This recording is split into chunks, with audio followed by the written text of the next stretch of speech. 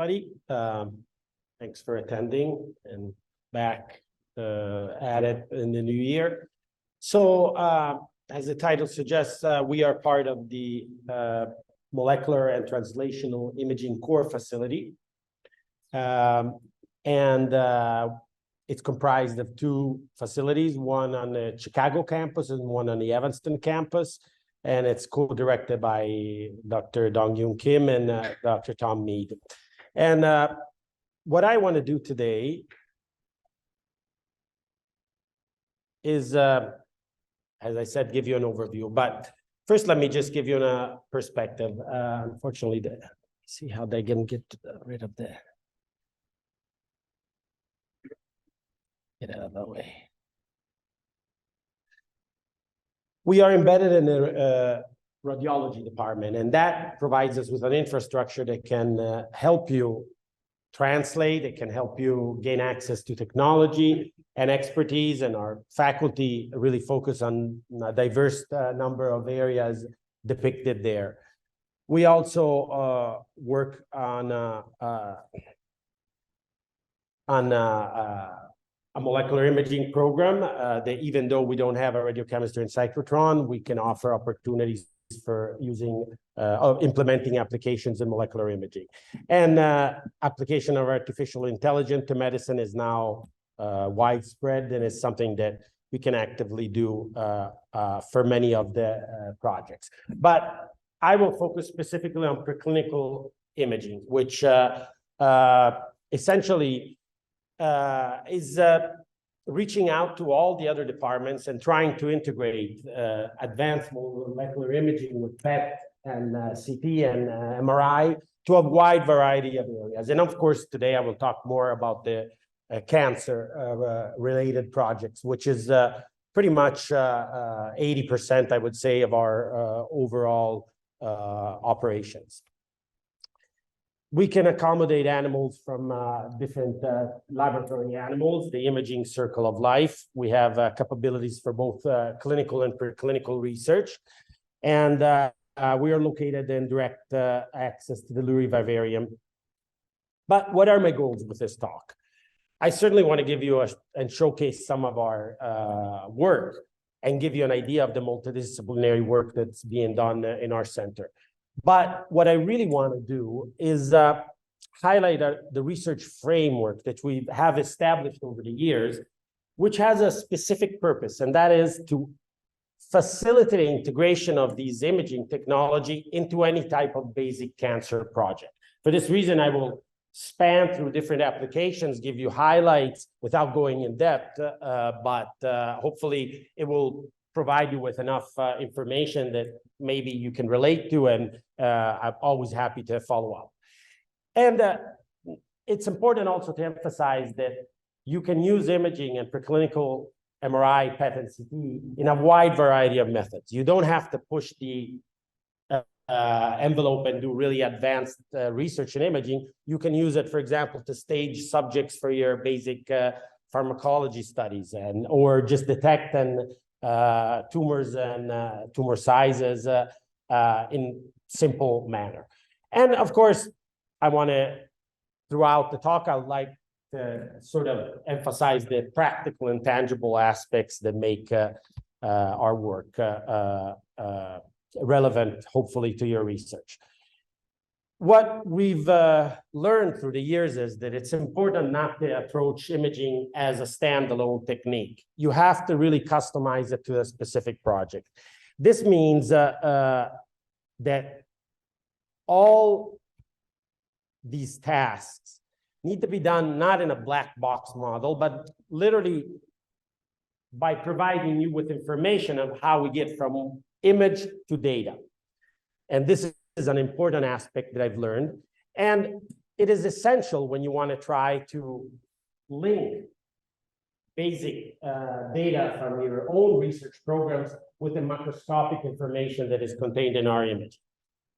And of course, we have to be able to do it in a framework that really helps you compare it and quantitatively and statistically use the mutual information.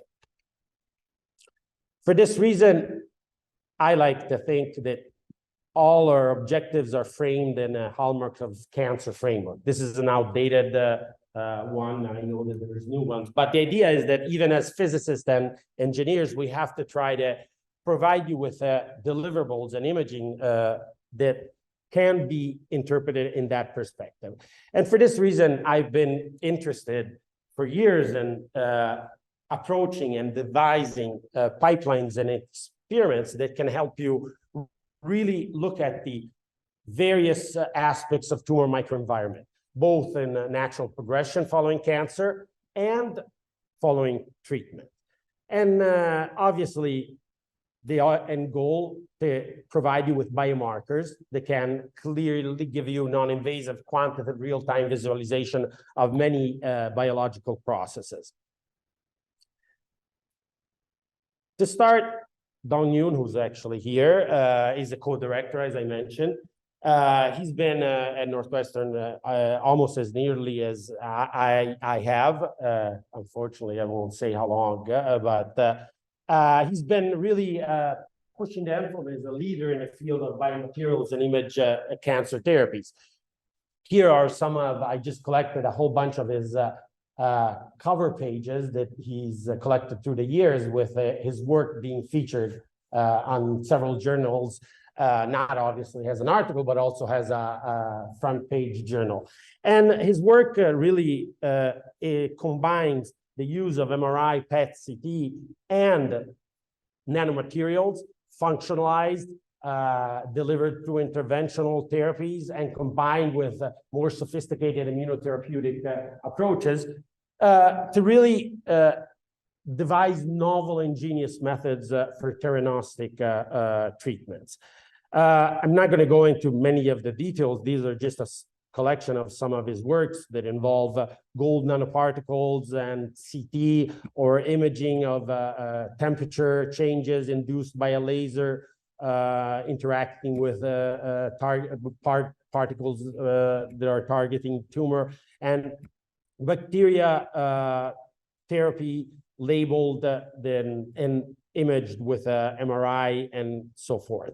But what's interesting is that we've been able to leverage our collaborations within radiology and the power of the IR program that is very advanced clinically and in research, and really combine the two and try to leverage the benefits of novel materials and biotechnology with clinically relevant procedures. And one of his latest works is involving literally the use of monoclonal antibodies based on immune checkpoint inhibitors, which provide a novel way of trying to target and treat cancer, with the caveat that when they are systemically delivered, resistance, immune tolerance, immune-related effects come into play, determining problems. So by using localized image-assisted delivery and our C-arm, which is also available to Northwestern investigators, they were able to directly deliver the antibodies and also track them with ferrum oxidol iron oxide, making them MR visible. The interventional radiology group also, and Dong-Yoon and myself and several others have been directly involved also in using advanced methods that involve radioembolization using radioactive Y90 beads and direct visualization for delivery to liver tumors and treatment of liver tumors. These methods enable acquisition, targeting, confirmation, but also enable dosimetry and understanding how much of the tumor is being treated. And Sam Mooley is extending these methods also to prostate cancer models in dogs, where delivery of these beads can be visualized and then quantified in a truly theranostic fashion.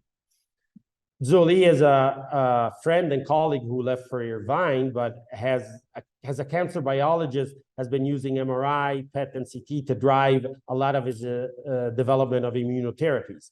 In this case, using the lymphatic system and antigen-loaded dendritic cells, he was able to look at the migration from a foot pad injection all the way to the lymph nodes and then eventually to the tumors.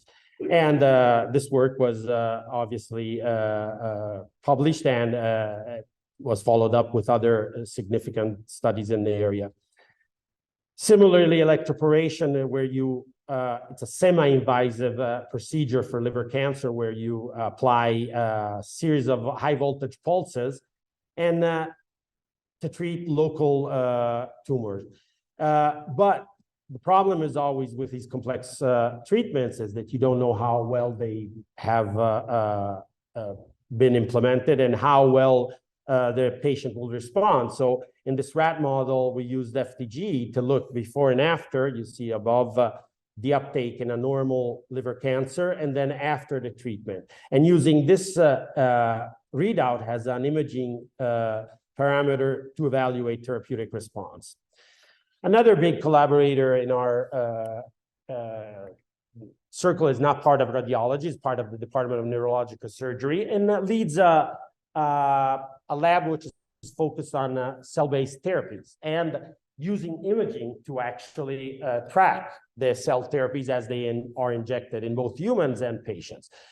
She's part of the neurological surgery and obviously affiliated with a neuro-oncology laboratory led by Lesniak, Dr. Lesniak. And they really are strong users and basic cancer biologists and clinicians that really know how to harness the power and leverage the power of imaging.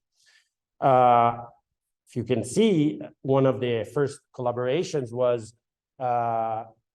neural stem cells can be used to treat glioblastoma. After removal of the main tumor, you administer the stem cells. But the problem is that this model showing the migration towards the different metastatic or cell depositions is ideal, but not realistic in many cases. Intranasal delivery is one way of delivering non-invasively. And we explored this with using MRI and labeling the agents with iron oxide and looking at the uptake in the models and providing Irina and her group with a way to actually quantify and visualize the different therapeutic delivery methods. Single domain antibody therapies for cancer, obviously in immunotherapy, are very valuable. They can provide a way to treat the metastatic brain cancer lesions. They have small molecular weight, so they're technically easily migrating towards the tumor and can be labeled with F18 for PET visibility. But they still need help to efficiently pass through the blood-brain barrier. And we all know how the angiogenic properties and changes in vascular properties of a tumor can really affect the uptake of a therapy or failure of a therapy or success of a therapy. So we decided to explore with our experimental design that and an animal model, looking at the effects of radiation therapy, not just to treat the tumor, but to actually modulate the tumor microenvironment and then track the uptake of the labeled antibodies, and at the same time look at the MRI changes in tumor vascular conditions of the tumor microenvironment, and trying to evidence how we can essentially use imaging to look at the active real-time spatial temporal patterns in permeability of the tumor and potentially help drive the therapies. The work was published in Neuro-Oncology, and you can see here on the top, the 18F PET at day 12 and day 18, where you see that the radiation-treated animal had a significantly higher uptake than a control animal that was not treated. At the same time, you have the irradiated MRI permeability of the tumor in the colored here that is a lot more significant in the irradiated versus the control, sort of confirming that both the idea that radiation did induce changes in the tumor microenvironment that were favorable for the actual uptake of the therapy. This was done over, it's a longitudinal study, and like I said, what I'm interested in and always have been is in really capturing the spatial temporal patterns that could be relevant to drive biomedical research and development of novel therapies. And what's interesting is that this study was a self-contained study, but one of the images also can sort of convey the fact that you can see how a tumor that was irradiated is significantly more heterogeneous. And this leads me to the point that understanding really these spatial temporal patterns is essential when trying to develop and test new therapies. And you could have an ingenious way of targeting some gene or some specific feature of the cancer, but maybe your physiological environment is not conducive, and imaging can help you maybe identify the window or optimize the window for treatment and so forth. And this can be done on a variety of different methods and a variety of different approaches. One project that hasn't been published yet, but is definitely in the works and has been funded, is the use of the STING, the stimulator interferon genes, which is related to innate immune response and has been shown to play a role in cancer. Using of agonists as therapeutic agents, it's possible to actually treat some cancers. And this was taken from one of the first studies. And also, what's interesting is that a commercially available radio tracer was used to visualize the increase in expression. So now you have the possibility of screening different agonists, STING agonists, look at the uptake in the tumor using a commercial and readily available radio tracer depicted in the picture, and really implement a sort of easy theranostic approach to evaluate your new treatment. Lots of people collaborate. The STEG lab was one of the first to bring these mice models. And as a result, we have some nice results showing that, in fact, a new agonist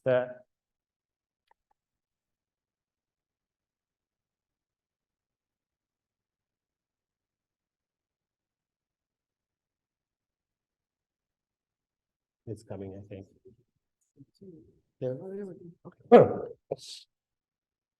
So you can see that there's a significantly higher uptake in the animal below that was treated with a STING agonist as compared to the one not treated.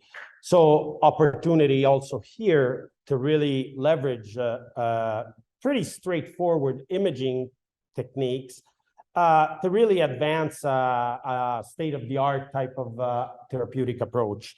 And I think this is where I want to emphasize. I emphasize the commercial availability of FLT, because not always you have to develop or have a cyclotron and develop novel radio tracers, exotic radio tracers, which takes a lot of time for testing, evaluation, but you can use something that's off the shelf, so to speak, to really test novel ideas and biological targets. Along the same lines, I've been collaborating with Shannon Lee, who's a professor here at Northwestern, and his focus in identifying novel targets for treatment of cancer. And to do so, he's developed a whole line of patient-derived tumor models. These patient-derived tumor models reflect the molecular signatures of the patient-derived tumors, and therefore to be able to study and characterize comprehensively the therapeutic treatments and response to therapies, it's interesting to have imaging and preclinical imaging. But it's also interesting to have it in a context that is also relatable to the clinical. And while our techniques are translational, comparing a brain tumor from a mouse to a brain tumor in a human is not that straightforward. So we've been trying to implement and establish the pipelines, experimental pipelines for quantitative biomarkers that can really, truly go in that direction. One of the areas that involves multimodal experiments is, for example, the osteosarcoma, where using both MRI and CT, we're able to characterize, as you can see, a large osteosarcoma. And using the MRI and exploiting mutual information, it's possible to really provide quantitative information on different treatments. And we use that for comparing different approaches and different therapeutic approaches. And you can see that a 3D visualization allows you to also dig even more deeper into the tumor and to the response of the treatment by looking at bone abnormalities with different density across and around the tumor, and then correlating potentially with vascular information that you can get from the MRI. And multimodality is essential. And in my old time at Caltech, I was involved in one of the first tomography PET insert PET systems that was compatible with an MRI. We did a lot of work with it, and now they are commercially available. Currently, we are in collaboration with the University of Chicago, with IRINA, and it's a project funded by a SPOR mechanism, looking at development, testing, and validating spec compatible with MRI. And shown are some preliminary images in the top left with some I-125 labeled stem cells located in and around the tumor, shown in hyperintense region, and then a perfusion tracer that was acquired commercially. So you start combining all the information to be able to characterize and really provide a more comprehensive picture and visualization, but also quantitative information on what's going on in the tumor microenvironment following therapy. The role of metabolism and fat in diseases is known to the medical establishment, and the scientific and even society knows that high problem with overweight and metabolism can lead to a lot of problems, including cancer. And we have all the pipelines and experimental designs to really fully characterize both fat and glucose metabolism in the whole body, and of course in the tumor regions. Work that was done some years ago before she moved with Dr. Woodruff was focusing on using MRI and PET, FDG PET, in an ovarian tumor cancer, in an ovarian tumor, and looking at the different values and changes in brown fat metabolism, which plays a role, and comparing them with the tumor metabolism. What's important, and this is where the emphasis is on multimodality and microenvironment, you can see the PET shows some patterns of uptake of the radiotracer, which measures glucose metabolism. But then you also have the MRI, which shows a very heterogeneous environment with tissues, soft tissues, that are, some are of different color, representing different areas of progression and growth, and potentially informing also why we have certain accumulation in certain regions. So combining all this information is an essential aspect and an essential task that we commit ourselves to achieve when we're tackling any project with cancer. And of course, there's always technology to extend these methods to lung imaging, kidney imaging, and different organs. Here are some examples from our lab. This was actually from fibrosis, but there's also the possibility, and we will have that in the future when we also will be equipped with more novel techniques to image cancer in lungs with MRI. And then kidney and characterizing the kidney and the kidney function and the kidney anatomy, and potentially using it to evaluate tumors and characterize tumors. But as the title suggested, it's not just about looking at and characterizing and studying tumor. It's becoming more and more important with survivorship being fortunately a fact following treatments of cancer, that there are long-term effects of both chemotherapy intervention and radiotherapy intervention. And in this perspective, preclinical imaging can provide you with some level of support to be able to maybe track changes in toxicity or toxicity effects before onset of functional problems or symptoms. And our group is at radiology is significantly well placed to do cardiovascular imaging. And the myocardium is one of the worst targeted tissues following especially chemotherapeutics. So we developed MRI, comprehensive multiparametric MRI methods that allow us to quantify both in animals and humans, really information, not just on the ejection fractions or features of physiological aspects and functional aspects of the heart function, but also tissue level work. And we used it in the case of doxorubicin to really look at the early effects or see if we could capture changes in tissue linked to usage of these agents. And this is from a paper that we published a couple of years ago. In a similar manner, we collaborate with a radiation oncologist, Dr. Kalapurakal, who is really interested in looking at the long-term effects of radiation in pediatric cancer patients. And more importantly, in using hyperbaric oxygen treatment, which involves 100% oxygen treatments for several sessions, to really improve long-term outcomes in CNS damages and obvious consequences. And also to reduce musculoskeletal issues that can arise in these survivors of cancer.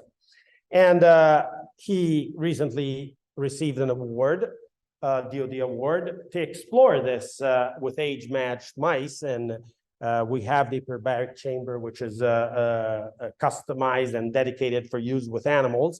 And what the next step will be is to really extend use of multiple approaches using imaging, both PET, CT, and MRI. This is the experimental design that we have been envisioning to really try to capture the changes associated with hyperbaric oxygen treatment, hopefully quantifying them and translating and creating a template that could be translated to a clinical setting. And this is an exciting new project that is really focused on the effects of novel therapies. There are a lot of other projects that I could have shown and that would be, relevant for members of the Cancer Center. But what I think is important is that I convey to you that there are a wide range of opportunities that span simple applications all the way to complex state-of-the-art application. And what we want to do is try to do and deliver to you imaging and data that can help gain insight, can help support your experiments, and can be used to further advance the objectives of your work. Essentially, we strive to go beyond the black box model. We're not going to just receive your animals, send out and read a result and give it to you. We're going to try to open up that black box and deliver data that can be cross-compared and statistically used together with your other histopathology, genetics, cellular information. And of course, there's a lot of nuts and bolts involved in this. I spoke about linking the microscopic to the macroscopic, getting our images and correlating these images with your results. And this involves a lot of like my old advisor used to say, high-level plumbing, which is how do we slice a brain, for example, and obtain an image of the tumor that is exactly similar to the image. And we've devised methods and using 3D printers and molds obtained from ex vivo data of the subjects that you're acquiring or you're studying to really try to cross-correlate and obtain the spatially relevant correspondence between the different types of information and data. And ultimately, even if your project will never or is very far from being a clinical phase trial or in a translational stage, everything that we do is done to try to leverage the non-invasive potential of our diagnostic methods. And therefore, when we acquire the images and we process the image and we deliver the results, we always try to do it in a framework that really enables eventually a translational opportunity. And this, I think, is also helped by the fact that we have a lot of clinicians and radiologists that are also actively involved in research and can help also translate those questions. It can also go the opposite way. It can also help clinicians address certain questions in a preclinical level. And essentially, the direction is we have bidirectional opportunities for translation. And there's always in the framework of understanding the biology and the clinical relevance of the work that we're doing. And none of this could be done without the potential of image processing and computational analysis. I think there is no area of research or biomedical research that nowadays can survive without some automated processing and advanced image analysis. And Nicola Bertolino is also part of the staff, and he's a physicist and an expert in all this. And he's also been spearheading a lot of use of AI and machine learning methods for both image processing and analysis in the context of preclinical projects. And using our own Northwestern high-performance computer cluster, creating pipelines that speed up delivery of data and enables us to give you information and images that can help you visualize and drive your experiments. And if anybody's interested, he's also a guest editor for the use of artificial intelligence for quantitative MRI. It's obviously more geared for imagers, but the idea of really devoting a whole issue for this is clearly translates and reflects the interest that we have nowadays in this area. So all our work is possible thanks to great institutional support. James Carr, chair of our department, and Michael Markle, the vice chair for research, both provide us with not just financial, but academic support and research support. And a lot of them are also involved in day-to-day discussions and consultations on research projects, and that's fantastic. So obviously, some great leaders of our department and contributors for the advancement growth of our center. Don Yoon has also been fantastic as co-director with Tom Mead about for our center. And of course, we get support from the Feinberg School of Medicine, the Robert Lurie, and the Office of Research. And those are all extremely valuable, especially because our technologies are expensive to maintain and to operate. And fortunately, we just got an extent to upgrade our aging system, so we'll be able to have even more opportunities and technology and techniques to offer. And then, of course, the various collaborators. We work across departments, and we've been very fortunate that even if we provide a service as a shared facility, we always get involved in the discussions and often in the co-authorships. And this helps us a lot grow as a facility and helps us deliver even better support for this type of tasks. So if you have questions, as I said, I was very brief and synthetic in showing the highlights.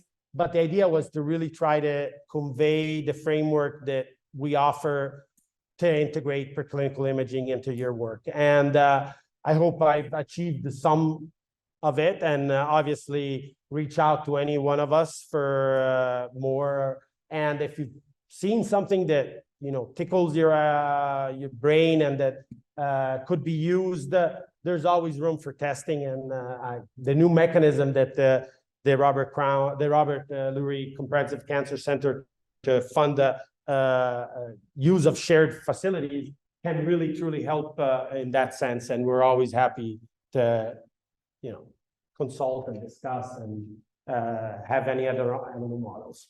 And that's actually good. That's it. Thank you.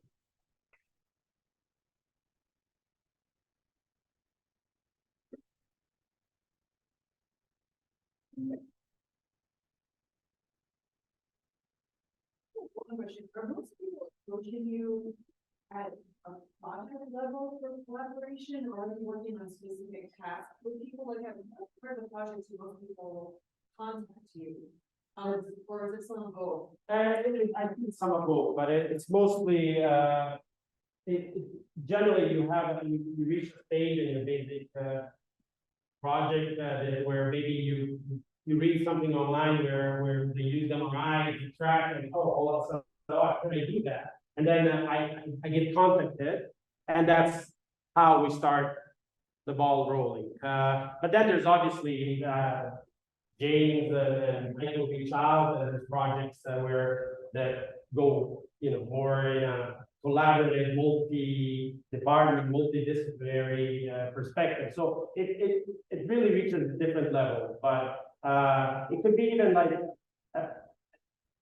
there's one project with Dr. Meeks where we looked at bladder cancer, and this was not very complex imaging. It was just to screen a whole lot of mice to be able to stage them, so we could use the mice for treat mice at the same stage of progression and not have non-responders versus better responders. So it really goes from bottom up, down, wherever you want to get.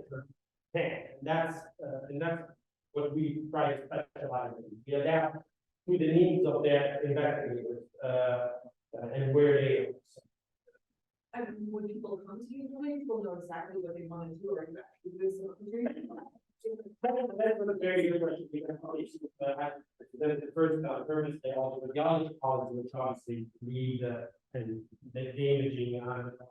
But then there's some people like Schneekl, who know the imaging, know how to use it. Obviously, if they don't have the technological expertise and no interest in well into that. And there's people that read a paper like, and can we do something like this? Can we do more? And that's where we try to provide the highest level of support, where we consult for experimental design, so that's opportunity to adapt the imaging study to your needs, or what is more, or we can tell you that it's not feasible, like single cell imaging with MRI.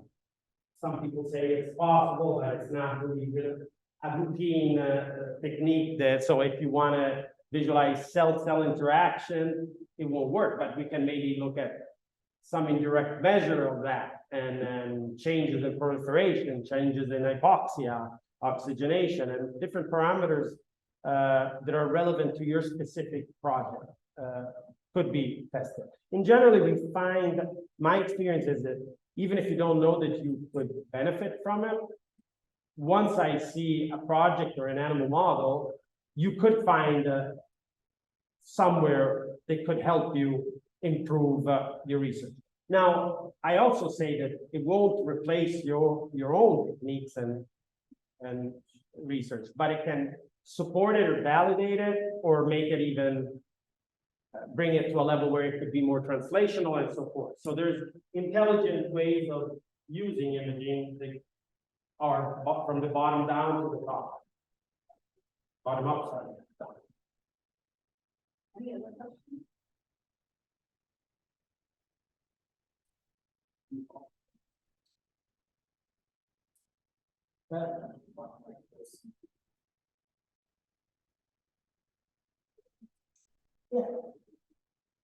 Yeah, that's actually, it's very impactful from a visualization and quantitative point of view, but it's actually one of the easiest things. For especially bone tissue, the problem with the tissue once you hear the soft tissue complex. So that's why we try to integrate it with MRI. So you'll have bone tissue, different tissue contrast and quantitation in one single study. You can render, and that's the osteosarcoma model is one of the examples where we could do multimodality rendering and quantification and such.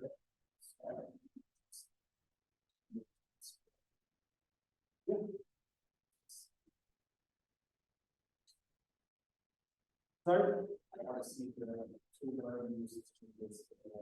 Yeah, absolutely. That was the was in that direction. So you can detect exactly the bone alteration, exactly the time, visualize it in 3D.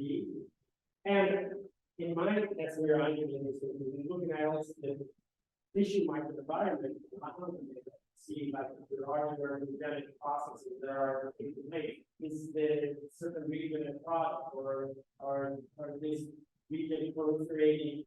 So that amount of information can be at multiple levels.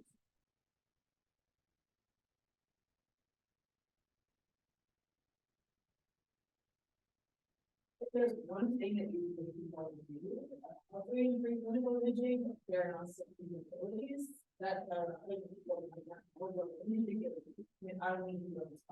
No, I think it goes back to our conversation. I think it can be, you don't have to become a mouse radiologist or to be able to use it. You can actually rely on us to provide you information. And it doesn't have to be labeled super targeting genes.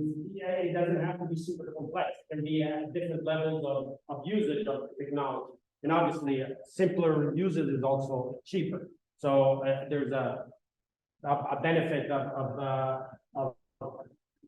for everything. But we could use a lot of some high throughput work because it obviously would help the facility.